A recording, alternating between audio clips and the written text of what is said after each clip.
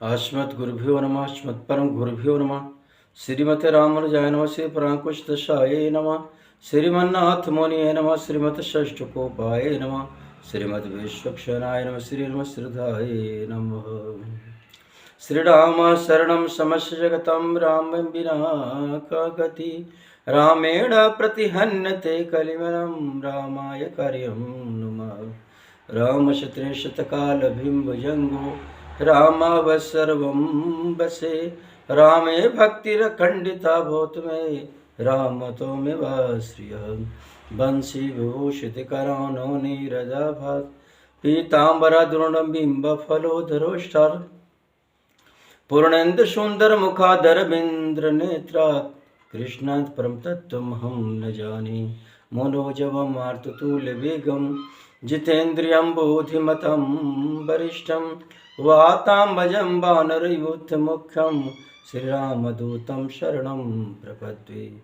श्रीरामदूतं शरणं प्रपद्ये। जय जय श्री राम। जय जय श्री राधे। जय भुवन श्री सरकार बालाजी महाराज।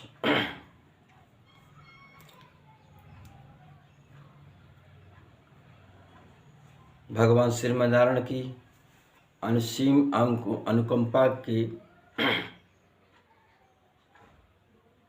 हमने इससे पूर्व निरंतर प्रवर अवर श्रोताओं के विषय में वर्णन किया, जिसमें दो प्रकार के श्रोता प्रवर अवर। प्रवरा चातको हंस शुक में नादस्ता था। चातक हंस शुक मीन आदि का वर्णन पहले मैं कर चुका हूं।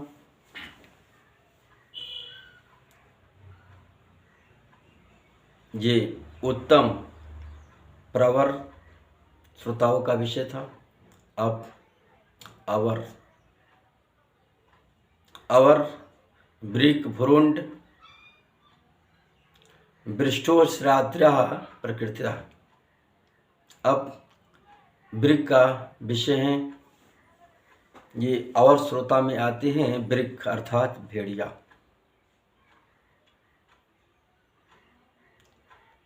वृको राणिया मृगो यथा। वृको राणिया मृगो यथा। जैसे भेड़िया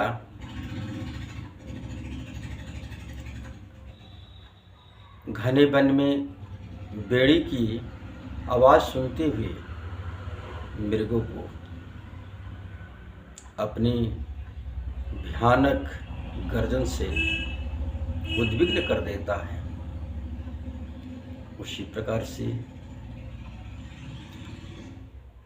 कथा श्रवण में बैठे हुए रसिक श्रोताओं को भी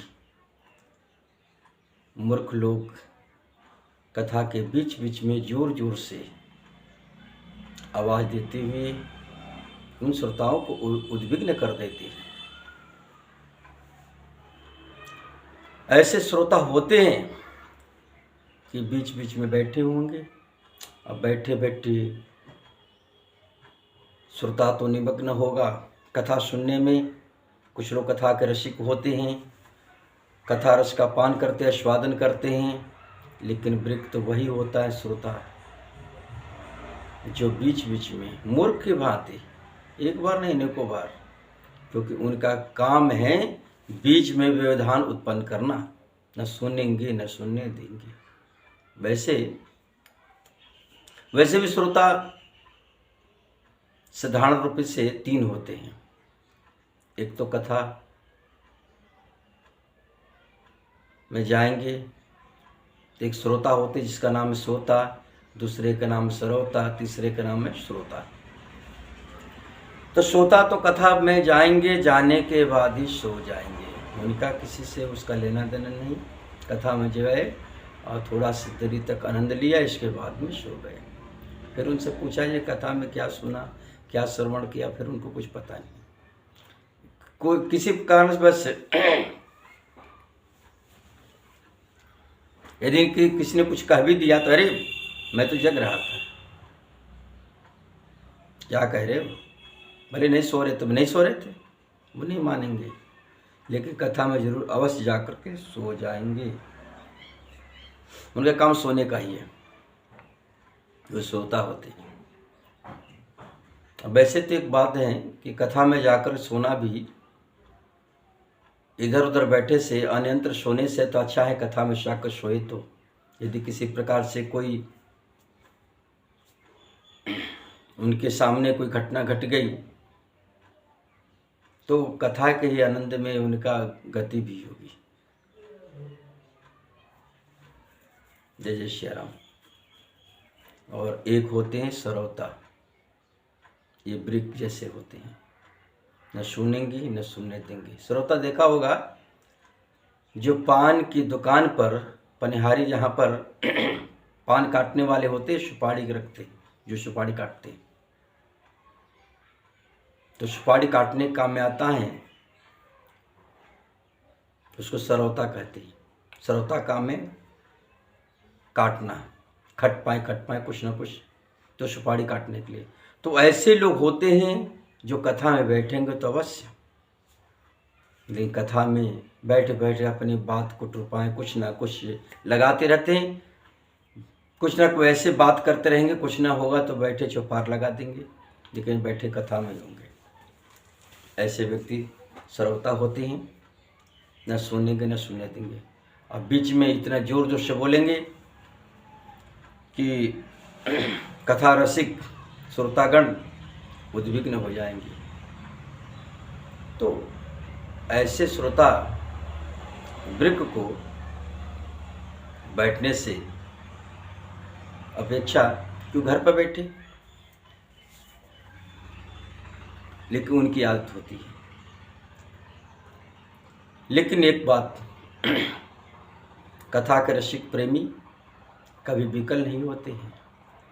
जैसे रहीम जी ने लिखा है कि संत का स्वभाव होता है, जो रहीम उत्तम प्रकृति का कर सकत कुसंग, चंदन विष व्यापत नहीं लिपटे रहत भुजंग। जो रहीम उत्तम प्रकृति, जो उत्तम प्रकृति के लोग होते हैं, जो रहीम उत्तम प्रकृति का कर सकत कुसंग, उनको कुसंग क्या कर सकता है। जैसे चंदन विष व्यापत नहीं, चंदन के वृक्ष पर सर्प लिपटा रहे, अपना विष छोड़ता रहे, व्यापता नहीं है। वैसे इतने शीतल होते हैं संत महापुरुष भक्तजन, उन पर किसी का प्रभाव नहीं पड़ता है। कि संतों के सानिध्य में रहने वाले और महानुभाव, अच्छे अच्छे महापुरुषों के सानिध्य में रहने वाले, अच्छे संगत में रहने वाले, अच्छे विद्वान के संगत में रहने वाले, ज्ञानी पुरुषों के संगत में रहने वाले, उन पर किसी प्रकार से कोई प्रभाव नहीं जमता। कुछ भी हो तो ऐसे वृक्ष उनको क्या बिगाड़ेंगे। जय जय श्री राम। लंकेश एक प्रसंग आ गया, वृक्ष पर बहुत से कथा हैं, बहुत से कथांतक हैं, कथाएं बहुत हैं कि वृक्ष जैसे भक्तों के प्रति, बहुत से आदमी तो इधर उधर बैठेंगे तो वहाँ भी गपशप, और कथा में बैठे तभी गपशप। तो उनके काम है, उनका काम है, वो नई आदत से मजबूर है, नहीं छोड़ सकते। लेकिन परम रसिक प्रेमी जन, आप याद रखिए, हम तो कथा के प्रेमी हैं और सत्संग के प्रेमी हैं, तो हमारा वो क्या कर सकते हैं। और हम बैठेंगे तो हम एक बात याद रखिए,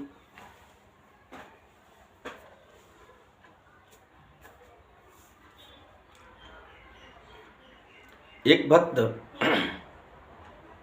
कहिए कोई व्यक्ति नदी किनारे बैठ गया, अब बैठे बैठे सुबह शाम हो गया, तो विचार कर रहा था कि मैं सुबह से बैठा किस बात के लिए, किस काम के लिए। तो इसलिए बैठा था कि नदी में बैठे बैठे सोच रहा था कि हम नदी में स्नान तो करेंगे, लेकिन नदी के अंदर में जो लहरें उठ रही है, तरंगे उठ रहे, तरंगे समाप्त हो जाएगी तो हम इस नदी में स्नान करेंगे।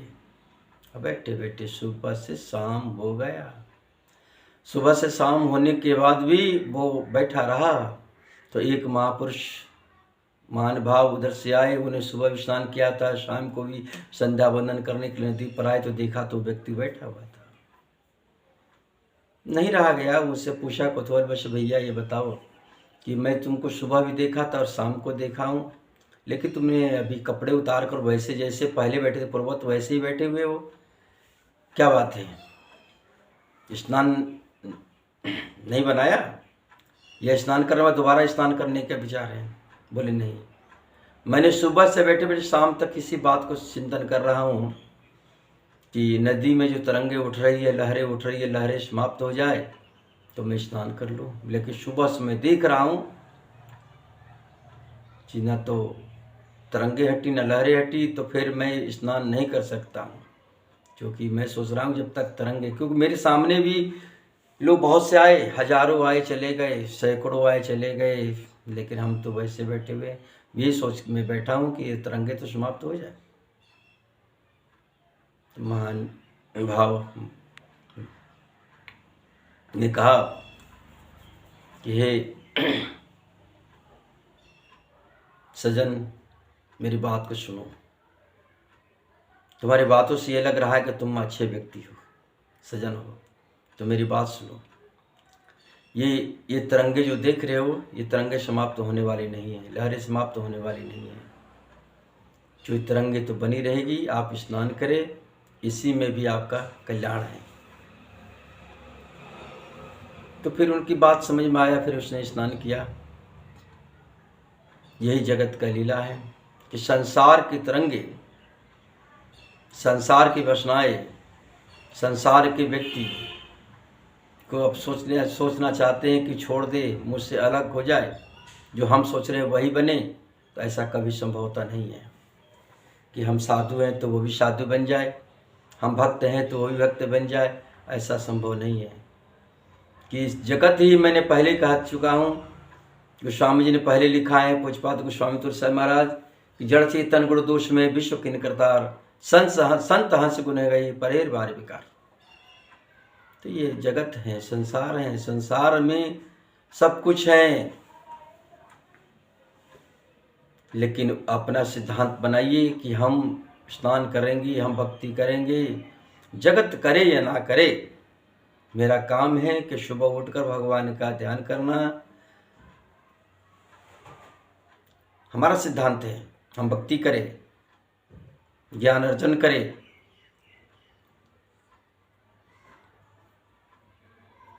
भगवत भक्तों को भी इस बात को संकेत दे कि आपका कर्तव्य क्या है। महापुरुषों को ये चाहिए। तो हम सुधरेंगे, जग सुधरेगा। हम अच्छे होंगे तो जग भी अच्छा होगा। जब हम ही गलत होंगे तो जग अच्छा नहीं होगा, कुछ भी अच्छा नहीं होगा। क्योंकि हम पर नशा सवार हैं, तो हम जो भी वस्तु देखेंगे वो नशीला दिखाई देगा। जय श्री राम।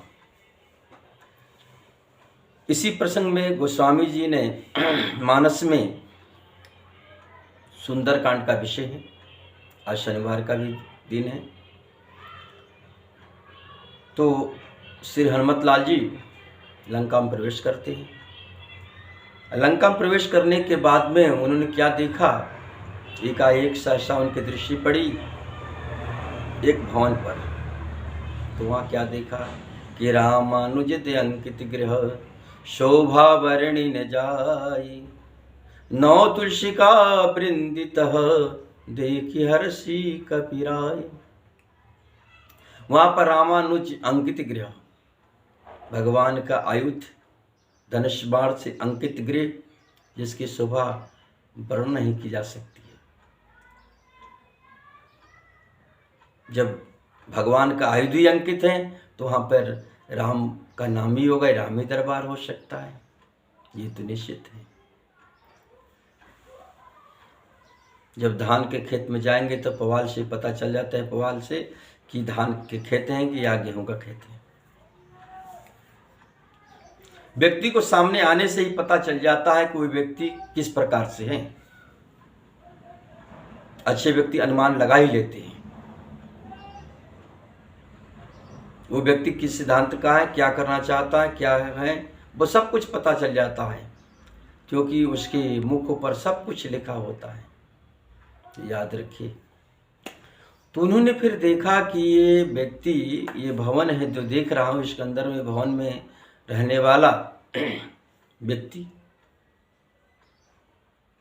क्या हो सकता है, कैसा हो सकता है, क्योंकि ये तो जो भवन है भगवान का भवन है, भगवत भक्ति का, भागवत का भवन है, तो देखना चाहिए। विचार करने लगे इस पर कि लंका निश्चर निकर निवासा, यहाँ कहाँ संजन कर भाषा, कि मन महतर करे कपिलागा, कि तेहि समय विभीषण जागा। लंका निश्चर निकर निवासा, या लंका निश्चर निकरों का समूह है, यहाँ सज्जन लोग कैसे पास करते हैं, ये समझ में नहीं आया। तो मन में तर्क होने लगा, मनमोह तर्क करे कपिलागा, मन में तर्क उठने लगा। मन में ऐसा उठता है भाव कि ये मैं काम करूं या न करूं, मुझे आगे चलना चाहिए कि नहीं चलना चाहिए, मुझे बोलना चाहिए कि नहीं बोलना चाहिए, किसी से बात करना चाहिए कि नहीं करना चाहिए, ये सब तर्क उठते रहते हैं। ये भक्त हो सकते हैं कि नहीं हो सकते हैं, ये तर्क उठता है। जब हम कोई काम करते हैं तो तर्क उठता है कि करना चाहिए कि नहीं करना चाहिए। तो मनमोह तर्क करे कपिलागा, कपि जी मन में तर्क लगने लगा, तर्क करने लगे। उसी समय तय समय विभीषण जागा, विभीषण जी उसी समय जग गए। विभीषण जी उसी समय जगते हैं। विभीषण जो भीषण से भीषण स्थिति में अपने को नहीं बदल पाए, वही तो विभीषण है। उनके सामने कुछ भी, कोई परिस्थिति आ जाए, उनको बदलने के लिए लाखों प्रयत्न करे कि जगत के प्राणी उनके पीछे पड़ जाए, लेकिन वो अपने आप को बदल नहीं पाए, उनको कोई भक्ति से विमुख न कर पाए, वही तो विभीषण है। उनको रास्ते से हटा नहीं पाए, वह डिग गए, वही विभीषण है। राम राम ते सुमिरन कीना, राम राम ते सुमिरन कीना, हृदय हर्ष कप संजन चीना, ऐसन हट कर हूँ पहचानी, सादित हो इन कारज हानि। राम राम ते सुमिरन कीना, उनके मुख से राम ही राम निकला। राम राम ते सुमिरन कीना, राम राम सुमिरन कीना, हृदय हर्ष कप संजन चीना, हृदय में हर्ष उठा कि मेरे ही जात के लोग हैं, यह भी हरिजन है। हृदय हर्ष कप संजन चीना, हृदय में हर्षता हुई कुछ सज्जन को चिन्ह करके। जब हम सज्जन पुरुष को देखते हैं तो मन प्रसन्न हो जाता है, हमारी मन की मुद्राएं प्रसन्न में हो जाती हैं, खिल उठती हैं। लेकिन ये दुर्जन को सामने आने से बड़ा दुख होता है कि सुबह सुबह आ गया, कहाँ से आया, क्यों आया, बड़ा कष्ट होता है। तो कहते हैं कि ऐसन हट कर हूँ पहचाने, इससे हट करके हठात इससे पहचान करना चाहिए, परिचय करना चाहिए, क्योंकि साधु तो हो ही न कार जानी, ये साधु ही है, ये साधु है। और साधु से हो ही न कार्य हानि, साधु तो हो ही न कार्य, संतों से कार्य हानि नहीं हो सकता है। फिर उनसे बात वार्तालाप कैसे कर ले, वार्तालाप करना, संवाद करना है तो कैसे करे। तो उन्होंने देखा कि हम इस वेश में, बंदर का वेश में होंगे तो हो सकता मुझसे वार्तालाप न कर पाए, तो हम चलो अपने रूपों का परिवर्तन कर लिए। तो उन्होंने अपने रूप को, वेश को बदल दिया। क्या कि विप्र रूप धरि बचन सुनाए, सुनत विभीषण बुटित है आए। उन्हें विप्र का रूप धारण किया, ब्राह्मण का रूप धारण किया। विप्र रूप धरी वचन सुनाए, सुनत विभीषण उठित है आए। जब विप्र का रूप ब्राह्मण विप्र का रूप धारण किया, हनुमान जी अक्सर विप्र का ही रूप धारण करते हैं। सुनत विभीषण उठित है आए,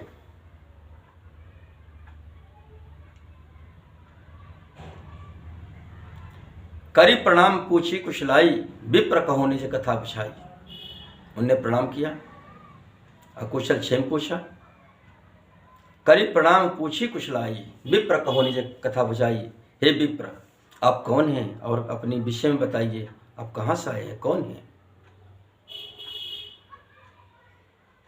तो को तुम तात कहाँ से आए, अपने विषय में बताइए, क्योंकि मुझे लगता है कि आप ऐसे पुरुष नहीं है, साधारण पुरुष नहीं है। आपको देख करके लग रहा है कि कोई ऐसे महानुभाव हैं जिसका मैं वर्णन नहीं कर पा रहा हूं, मैं सोच नहीं सकता हूं कि तुम हरिदासन मह कोई, मोरे हृदय प्रीति सोई होई।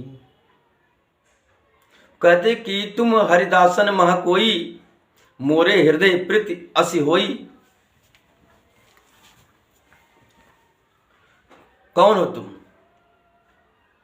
हरिदास हो, क्योंकि मेरे मोरे हृदय प्रीति अति होई, तुम्हारे प्रति मेरे हृदय में अति प्रीति हो रही है।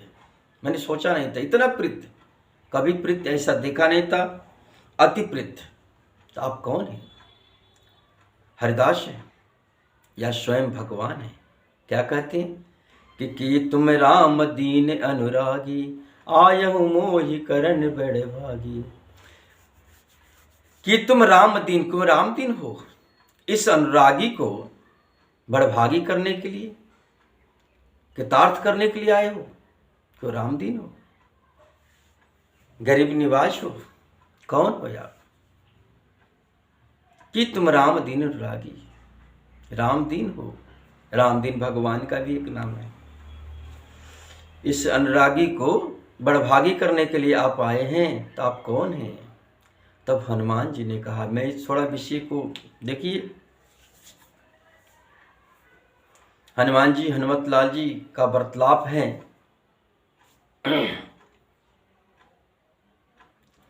राम दीन, गरीब निवास, दीन बंधु, दया सिंधु, ये सब चीज़ें भगवान के लिए हैं। और भगवान उन्होंने कुछ किया है, इन पर बहुत से कथाएं हैं कि गरीब निवास कब बने। विनय पत्रिकाओं को स्वामी जी ने बहुत कुछ किया, लेकिन समय का अभाव है, क्योंकि हमने एक नियम बनाया है कि अधिक से अधिक समय तक कथा को न दिया जाए, सत्संग को नहीं दिया जाए, जिससे अधिक समय देने के बाद में लोग अधिक से अधिक कथाएं को श्रवण नहीं कर पाते हैं। या तो कथा जो बड़े पंडाल में चलता हो, बृहद रूप से उसमें संगीतबद्ध होता है तो समय लगता है कि 2-2 4-4 घंटा हो जाते, कोई बात नहीं। लेकिन हमने ये रखा है कि सत्संग कुछ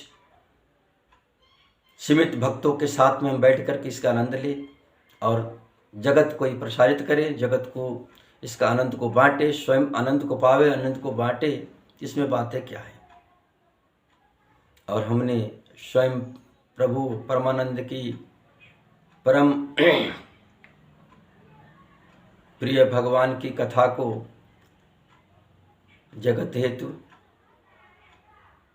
हमने बांटने का प्रयत्न करते हैं कि लोग इस कथा को आनंद ले, श्रवण करें और भक्ति में होवे, ज्ञान इसको आनंद ले, ज्ञान में होवे, वैराग्य को पावे, वैराग्य में होवे। तो ये सब भगवान का और भगवान के प्रति भी जो संवाद हैं,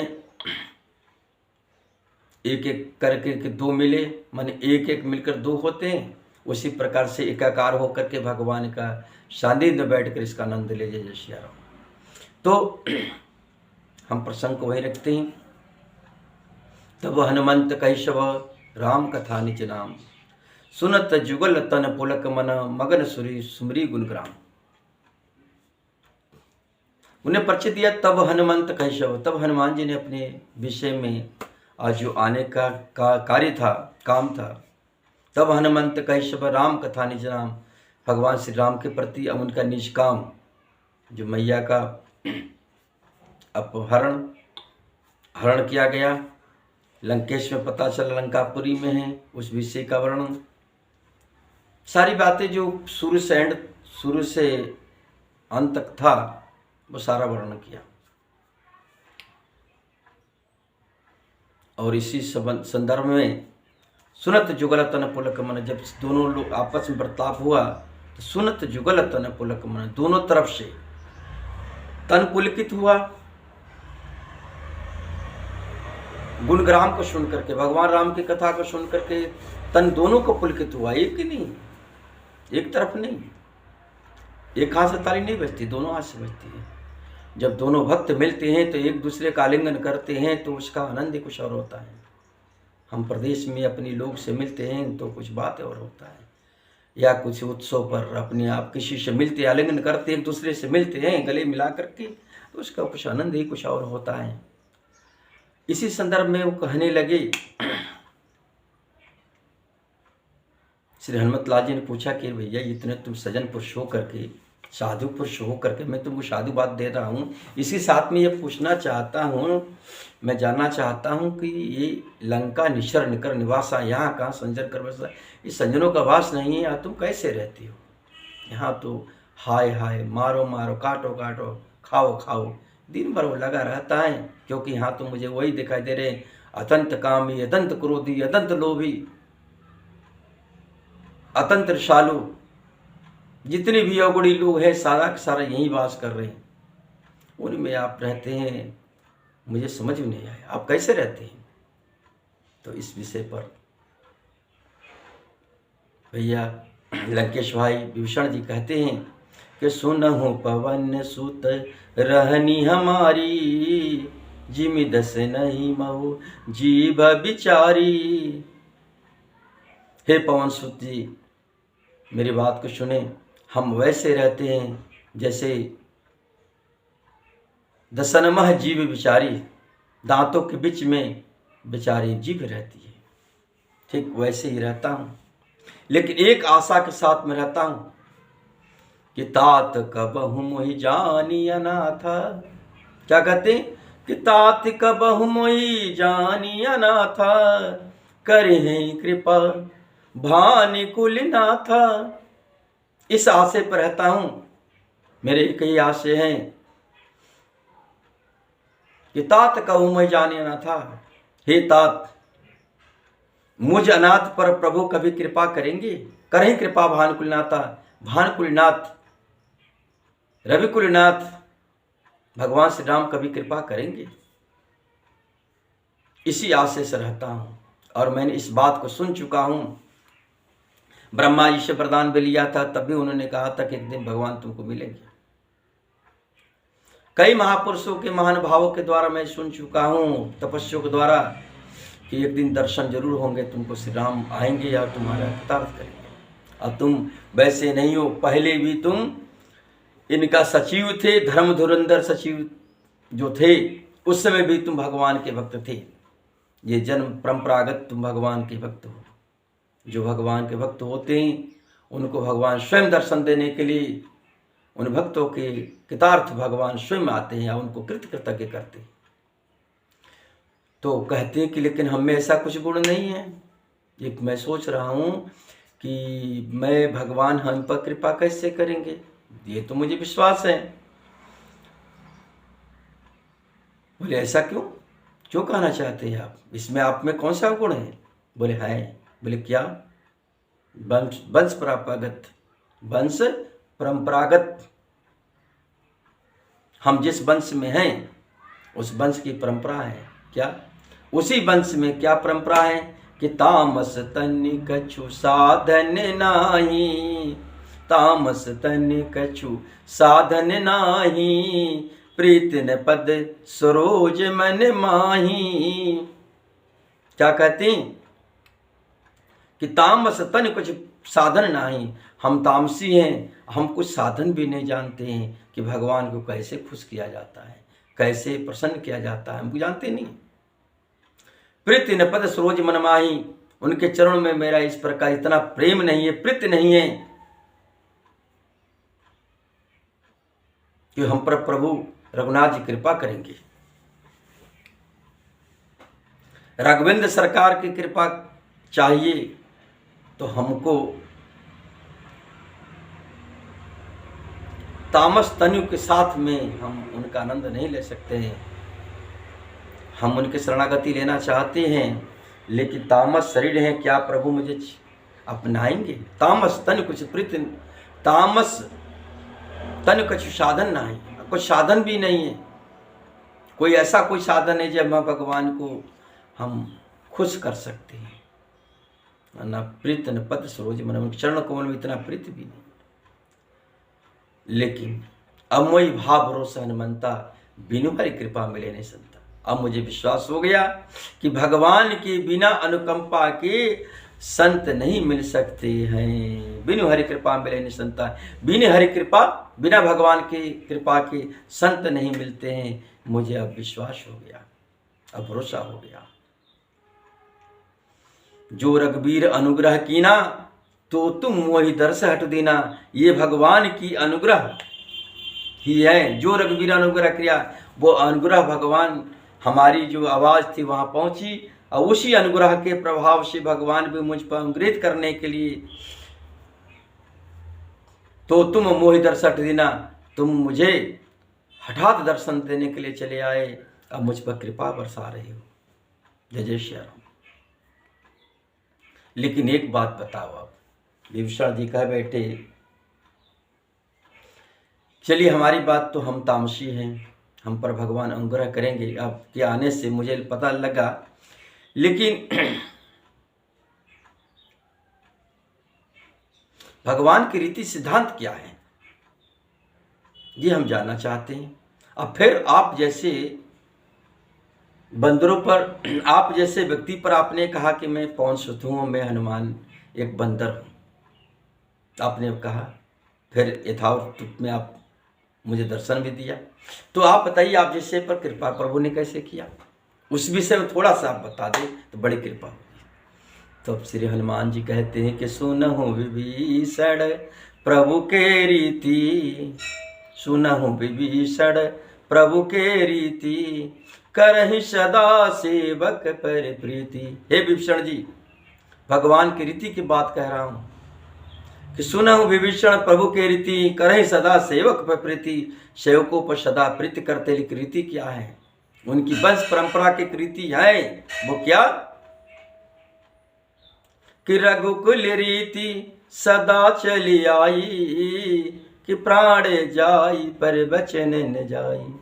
कि रघुकुल की रीति में रहा है, रीति शब्द आया है कि सुनहु विभीषण प्रभु की रीति, रीति शब्द है वहीं से जुड़ा हुआ है। मैंने बताया ना, सुनहु विभीषण प्रभु के रीति,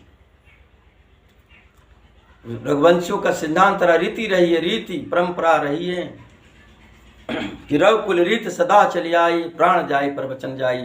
उन्हें धर्म के सिवा कुछ नहीं समझा, और धर्म के प्रभाव से उन्हें, उनके पिता ने भी रघुवंशी होने के कारण से रघुकुल रीति के निभाने के लिए इतना बड़ा बलिदान दिया। कई कई को 2 वरदान दे ही दिया, नहीं चुप रहे तो वो देना ही हुआ, और आपने उस भगवान श्री राम ने उसको निभाया। वही रीति है कि सुना विभीषण प्रभु की रीति, वो रीति है, उनके सिद्धांत हैं, रघुवंशी हैं कि करें सदा सेवक, सदा सेवक पर प्रीति करते हैं तो करते हैं, वो निभाते हैं, उन्हें निभाते हैं। कैसे कि हम जैसे को देखो कि क्या कहते अपने, कहूँ कवन में परम कुलीना, कपि चंचल सब ही विधिहीना, प्रात लाम ले जे नाम आहारा। क्या कहते, कहो कवन में परम कुलीना, कहो मैं परम कहाँ कुलीन वंश का हूँ। एक तो मैं बंदर हूँ, चंचल बुद्धि वाला, कपि चंचल सब विधिहीना, विधिहीन, न कोई में विशेषता, कोई गुण है हमें, हमारा कोई शुभ नाम ले, हमारे वंश का कोई नाम ले, उसको सुबह शाम तक तो कोई आहार मिलने वाला नहीं है। प्रात ले जो नाम हमारा, तेई दिन ताय ने मिले हारा। हनुमान जी के लिए वर्ण लिखा हमारा शब्द है, वो बंदर के लिए, कि बंदर में एक विशेषता है कि बंदर जगत में क्यों आया। काम क्रोध छोड़ा नहीं, लोभ बसाया अंदर, तही पाप से कलयुग में बन गया नंगा बंदर। पहले हनुमान जी तो वस्त्र धारण करते थे, कपि सुग्रीव इत्यादि जितने भी बंदर थे वस्त्रों से अलंकृत रहते थे। आज बंदर नंगे रहते हैं। तो इस बंदरों को, क्योंकि बंदर का दर्शन सुबह में लाभदायक नहीं होता है। क्यों? कि बंदर अत्यंत कामी होता है, अत्यंत क्रोधी, अत्यंत लोभी। आप किसी भी कामी को सुबह उठना चाहिए। इसलिए कहा जाता है कि सुबह उठे तो अपने कर को देखे। कराग्रे बस्ते लक्ष्मी कर्म दे सरस्वती, कर्म ले तु गोविंद प्रभात कर दर्शनम। अपने कर को देखे, किसी भगवान के चित्रण को लगाए। ऐसे व्यक्ति का दर्शन, महापुरुष संत महापुरुषों का दर्शन करे तो कल्याण होगा। यदि आपने कोई ऐसा चित्र नगर लगा लिया हो जिस चित्र को देखने के बाद में दोष आता हो, अवगुण आता हो, तो ये मान के चले कि आपका कल्याण होने वाला नहीं है। इसलिए हमेशा याद रखें कि अपने घर में, परिवार में ऐसे व्यक्ति का चित्र लगाए जिसको दर्शन करने के बाद में सद्गुरु का चित्र लगाए, जहाँ दर्शन करने के बाद मंगल ही मंगल हो, अमंगल कहीं देखने को न मिले। तो वो अपने कहते हैं उस वंश के रहने वाला कि अस में अधम सखा सुनो मोहि पर रघुवीर, कीन कृपा सुमेरी गुण भरे बिलोचन नीर।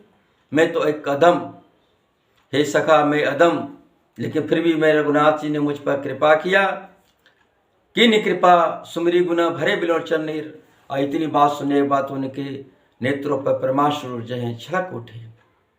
तो वो बात पुरानी याद आया कि बड़े भागी थे, बड़े भागी अंगद हनुमाना, चरण कमल चापत विनादा, चरण कमल चापत विनाना। ये तो बात का प्रसंग है, लेकिन एक बात याद रखे,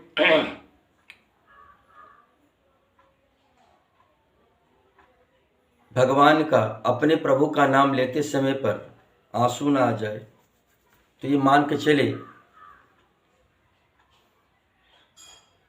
अपने स्नेही का नाम लेते हुए प्रेमाश्रु ना आ जाए तो फिर आनंद क्या। ये प्रीत की बात है। और जय जय श्री राम इसी साथ में याद रखे।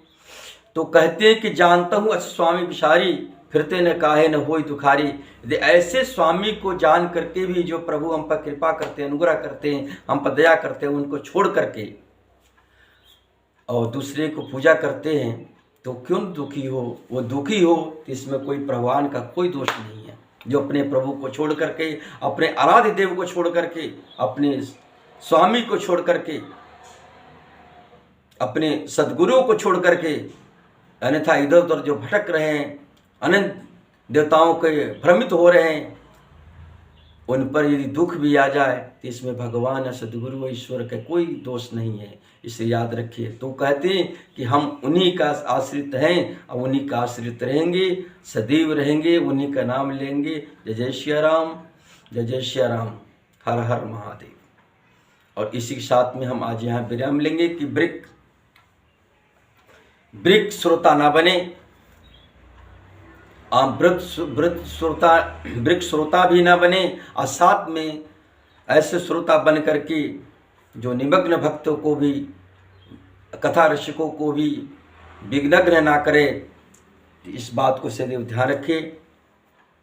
तो आज हम ब्रेक का विषय में यहीं विश्राम लेते हैं। जय जय श्री राम। अगले दिन भुरंड के साथ मिलेंगे, अवर श्रोता भुरंड के साथ पुनः मिलेंगे। जय जय श्री राम।